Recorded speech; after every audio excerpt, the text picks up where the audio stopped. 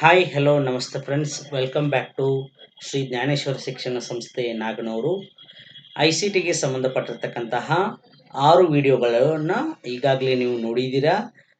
ಆ ವಿಡಿಯೋಗಳು ನಿಮ್ಗೆ ತುಂಬ ಇಷ್ಟ ಆಗಿದೆ ಅಂತ ಅನಿಸ್ತಾ ಇದ್ದೀನಿ. ಅದೇ ರೀತಿ ಒಂದಿಷ್ಟು ಹೊಸ ಹೊಸ ಪ್ರಶ್ನೆಗಳೊಂದಿಗೆ ಇವತ್ತಿನ ದಿನ 7ನೇ ವಿಡಿಯೋನ ತಮ್ಮ ಮುಂದೆ ತೆಗೆದುಕೊಂಡು ಬರ್ತಾ ಇದ್ದೀನಿ. ಇದರಲ್ಲಿ ಇನ್ನೂ ಒಂದಿಷ್ಟು ಹೊಸ ಹೊಸ ಪ್ರಶ್ನೆಗಳು ಕೂಡ ಅಡಕವಾಗಿವೆ. ಅದೇ ರೀತಿ ಯಾರೆಲ್ಲ ನಮ್ಮ ಚಾನಲನ್ನು ಹೊಸದಾಗಿ ನೋಡ್ತಾ ಇದ್ದೀರಾ ಅವರು ಈ ಕೂಡಲೇ ಸಬ್ಸ್ಕ್ರೈಬ್ ಆಗಿ ಪಕ್ಕದಲ್ಲಿರೋ ಬೆಲ್ ಐಕಾನನ್ನು ಕ್ಲಿಕ್ ಮಾಡಿ. ಅದೇ ರೀತಿ ನಾವು ಮಾಡ್ತಕ್ಕಂಥ ಹೊಸ ಹೊಸ ವಿಡಿಯೋಗಳು ನಿಮಗಿಷ್ಟ ಆದಲ್ಲಿ ನಿಮ್ಮ ಸ್ನೇಹಿತರಿಗೆ ಶೇರ್ ಮಾಡಿ ಅಂತ ಹೇಳ್ತಾ ಇವತ್ತಿನ 7ನೇ ವಿಡಿಯೋಗೆ ತಮ್ಮೆಲ್ಲರಿಗೂ ಸ್ವಾಗತ ಕೋರ್ತಾ ಇವತ್ತಿನ ಈ ಹೊಸ ಪ್ರಶ್ನೆಗಳನ್ನು ತಮ್ಮೊಂದಿಗೆ ಡಿಸ್ಕಷನ್ ಮಾಡಲು ಸ್ಟಾರ್ಟ್ ಮಾಡೋಣ.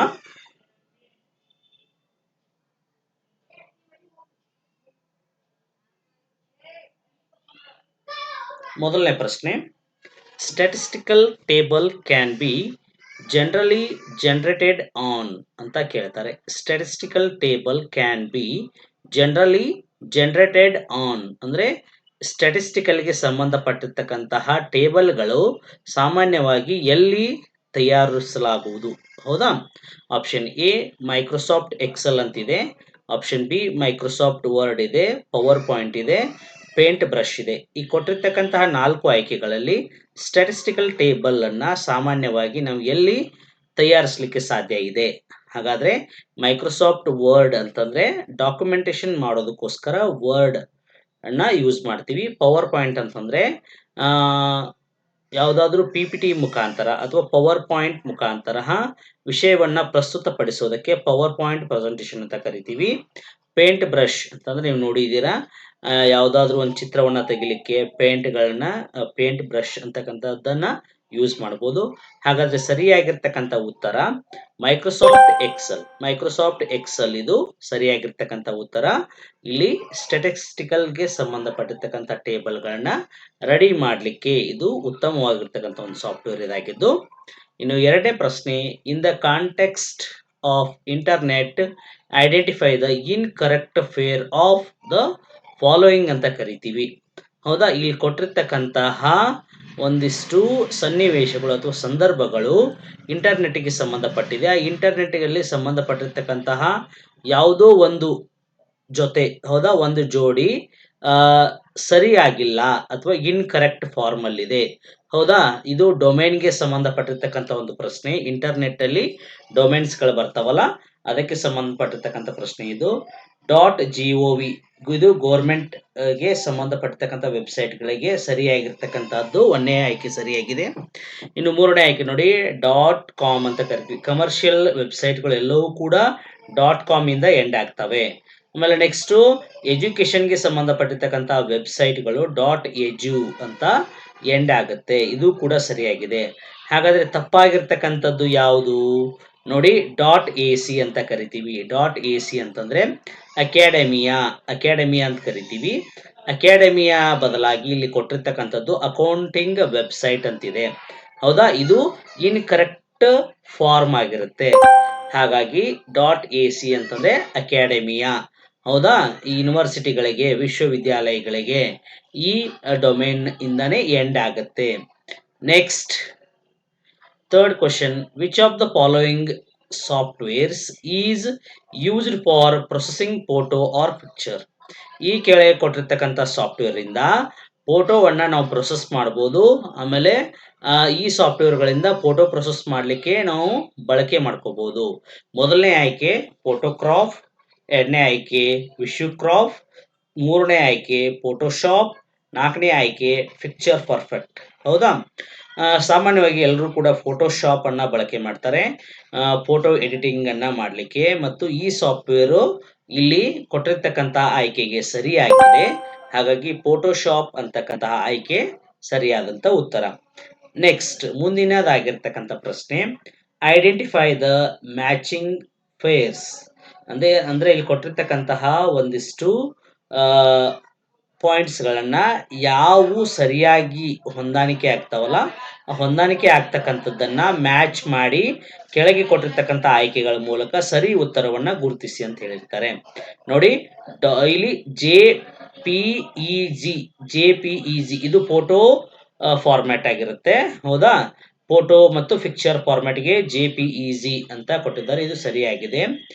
MP3 ಅಂತಂದ್ರೆ ಆಡಿಯೋ ಮತ್ತು ವಿಡಿಯೋಗಳಿಗೆ MP3 ಫಾರ್ಮ್ಯಾಟ್ ಅಲ್ಲಿ ಇರುತ್ತೆ. ಇದು ಕೂಡ ಸರಿಯಾಗಿದೆ. ಆಮೇಲೆ XLS ಅಂತಂದ್ರೆ ಪವರ್ ಪಾಯಿಂಟ್ ಎಕ್ಸೆಲ್ಗೆ ಬಳಕೆ ಮಾಡ್ತಾರೆ. ಹೌದಾ? ಪವರ್ ಪಾಯಿಂಟ್ಗೆ ಎಕ್ಸೆಲ್ಗೆ ಬಳಕೆ ಮಾಡಿರ್ತಕ್ಕಂಥದ್ದನ್ನ .XLS ಅಂತ ಕರಿತೀವಿ. ಆದ್ರೆ ಪವರ್ ಪಾಯಿಂಟ್ಗೆ .PPT ಅಂತ ಯೂಸ್ ಮಾಡ್ತೀವಿ. ಹಾಗಾದ್ರೆ ಈ ಕೊಟ್ಟಿರ್ತಕ್ಕಂಥ ಆಯ್ಕೆ ತಪ್ಪಾಗಿದೆ. ನೋಡಿ next AVI statistical information. Excel ಅಲ್ಲಿ ಬರ್ತಕ್ಕಂತಹ ಸ್ಟ್ಯಾಟಿಸ್ಟಿಕಲ್ ಫಾರ್ಮುಲಾಗಳನ್ನ ಎಲ್ಲಿ ಯೂಸ್ ಮಾಡ್ತೀವಿ ನಾವು? AVI ಮುಖಾಂತರ ಯೂಸ್ ಮಾಡ್ತೀವಿ. ಹಾಗಾದ್ರೆ ಇಲ್ಲಿ ಸರಿಯಾಗಿರ್ತಕ್ಕಂಥ ಜೋಡಿ ಯಾವ್ದಪ್ಪ ಅಂತಂದ್ರೆ JPEG ಮತ್ತು MP3. JPEG ಮತ್ತು MP3 ಇವು ಮಲ್ಟಿಮೀಡಿಯಾ ಫೈಲ್‌ಗಳಾಗಿರ್ತವ. ಈ ಮಲ್ಟಿಮೀಡಿಯಾ ಫೈಲ್‌ಗಳು ಒಂದಕ್ಕೊಂದು ಹೊಂದಾಣಿಕೆ ಆಗುತ್ತಾ? ಅದಕ್ಕೋಸ್ಕರ 1 ಮತ್ತು 2 ಅಂತಕ್ಕಂತಹ ಆಯ್ಕೆ ಸರಿಯಾಗಿದೆ. ಆದ್ರೆ 3 ಮತ್ತು 4 ಆಗಬಹುದಿತ್ತು. ಆದರೆ XLS ಅಂದ್ರೆ ಪವರ್ ಪಾಯಿಂಟ್ ಪ್ರೆಸೆಂಟೇಷನ್ ಅಂತ ಕೊಟ್ಟಿದ್ದಾರೆ, ತಪ್ಪು. ಈ ಪವರ್ ಪಾಯಿಂಟ್ ಪ್ರೆಸೆಂಟೇಷನ್ ಬದಲಾಗಿ ಮೈಕ್ರೋಸಾಫ್ಟ್ ಎಕ್ಸೆಲ್ ಅಂತ ಕೊಟ್ಟಿದ್ರೆ ಇವು 2 ಜೋಡಿಗಳು ಕೂಡ ಏನಾಗ್ತಾ ಇದ್ವು? ಹೊಂದಾಣಿಕೆ ಆಗ್ತಾ ಇದ್ವು. ಅಂದ್ರೆ ಕರೆಕ್ಟ್ ಮ್ಯಾಚಿಂಗ್ ಪೇರ್ ಆಗ್ತಾ ಇತ್ತು. ಹಾಗಾಗಿ ಇಲ್ಲಿ ಸರಿಯಾಗಿರ್ತಕ್ಕಂಥ ಆಯ್ಕೆ 1 ಮತ್ತು 2. ಇನ್ನು ಮುಂದಿನದಾಗಿರ್ತಕ್ಕಂಥ ಪ್ರಶ್ನೆ, arranging the following units of computer memory in descending order of magnitude ಅಂತ ಕರೀತಾರೆ. ಬೈಟ್, ಗೀಗಾಬೈಟ್, ಬಿಟ್, ಮೆಗಾಬೈಟ್, ಟೆರಾಬೈಟ್. ಹೌದಾ? ಕೊಟ್ಟಿರ್ತಕ್ಕಂತಹ ಮೆಮೊರಿ ಅಂದ್ರೆ ಕಂಪ್ಯೂಟರ್ ಮೆಮೊರಿ ಯೂನಿಟ್ ಗಳನ್ನ ಏನ್ ಮಾಡ್ಬೇಕು ನೀವು? ಡಿಸೆಂಡಿಂಗ್ ಆರ್ಡರ್ ಅಂತ ಕರೀತಾರೆ. ಡಿಸೆಂಡಿಂಗ್ ಆರ್ಡರ್ ಅಂತಂದ್ರೆ ಇಳಿಕೆ ಕ್ರಮದಲ್ಲಿ ಬರೀಬೇಕು. ಅಸೆಂಡಿಂಗ್ ಅಂತಂದ್ರೆ ಏರಿಕೆ ಕ್ರಮ ಅಂತ ಕರಿತೀವಿ. ಹೌದಾ? ಇಲ್ಲಿ ಡಿಸೆಂಡಿಂಗ್ ಆರ್ಡರ್ ಅಂತಂದ್ರೆ ಯಾವುದು ದೊಡ್ಡದಿದೆಯಲ್ಲ, ದೊಡ್ಡದಿಂದ ಚಿಕ್ಕದ ಕಡೆಗೆ ಬರಿಬೇಕಾಗ್ತದೆ. ಆಮೇಲೆ ಅಸೆಂಡಿಂಗ್ ಅಂತಂದ್ರೆ ಚಿಕ್ಕದಿಂದ ದೊಡ್ಡದ ಕಡೆ ಬರಿತೀವಿ. ಹಾಗಾಗಿ ಇಲ್ಲಿ ನೋಡಿ, ಮುಂಚೆ ಇಲ್ಲಿ ಯಾವುದು ಫಸ್ಟ್ ಯಾವ್ದು ದೊಡ್ಡದಿದೆ ಅಂತಂದ್ರೆ ಇಲ್ಲಿ ಕೊಟ್ಟಿರ್ತಕ್ಕಂಥದ್ರಲ್ಲಿ ಟೆರಾಬೈಟ್ TB ಅಂತಕ್ಕಂಥದ್ದು ದೊಡ್ಡದಿದೆ. ಆಮೇಲೆ ನೆಕ್ಸ್ಟ್ TB ಆದ್ಮೇಲೆ ಬರ್ತಕ್ಕಂಥದ್ದು GB. ಆ GB ಆದ್ಮೇಲೆ ಬರ್ತಕ್ಕಂಥದ್ದು MB ಆದ್ಮೇಲೆ ಬರ್ತಕ್ಕಂಥದ್ದು ಬೈಟ್ ಆದ್ಮೇಲೆ ಬರ್ತಕ್ಕಂಥದ್ದು ಬಿಟ್. ಹಾಗಾಗಿ ಇಲ್ಲಿ ಕೊಟ್ಟಿರ್ತಕ್ಕಂಥ ಆಯ್ಕೆಗಳಲ್ಲಿ 1, ಆಮೇಲೆ 2, 3 ಆಯ್ಕೆಗಳು ತಪ್ಪಾಗಿರುತ್ತೆ. 4ನೇ ಆಯ್ಕೆ ಸರಿಯಾಗಿರುತ್ತೆ. ಯಾಕಂತಂದ್ರೆ TB, GB, MB, ಬೈಟ್, ಬಿಟ್ ಈ ರೀತಿಯಾಗಿರ್ತಕ್ಕಂತಹ ಆರ್ಡರ್ ಅಲ್ಲಿ ಇವುಗಳನ್ನ ಬರೆದಾಗ ಈ ರೀತಿ ಆಗುತ್ತೆ. ಇದನ್ನೇ ಇವರು ಡಿಸೆಂಡಿಂಗ್ ಆರ್ಡರ್ ಅಲ್ಲಿ ಕೇಳಿದ್ದಾರೆ.